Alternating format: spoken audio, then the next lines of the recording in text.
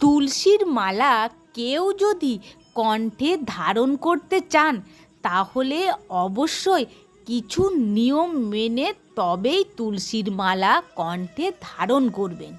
স্কন্দ পুরাণ অনুযায়ী তুলসী কাষ্টের মালা ভগবানকে নিবেদন করে সেই প্রসাদী মালা ধারণ করতে হয়। নিবেদন না করে কখনোই সরাসরি গলায় তুলসীর মালা ধারণ করবেন না।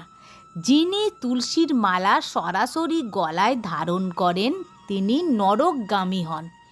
তুলসীর মালা কণ্ঠে ধারণের বিধি মন্ত্র আছে, সেই বিধি মন্ত্র পাঠ করে তবেই কণ্ঠে ধারণ করবেন। সেই বিধি মন্ত্রটি হলো, হে মালে, হে কৃষ্ণ ভক্তাদরণীয়ে, হে তুলসী কাষ্ঠ সম্ভবে, আমি তোমাকে কণ্ঠে ধারণ করিতেছি, আমাকে কৃষ্ণের প্রিয় পাত্র করো। এই মন্ত্রটি বলে কণ্ঠে ধারণ করতে হবে, তাহলেই তুলসীর মালা কণ্ঠে পড়া শুভ ফলদায়ক হয়।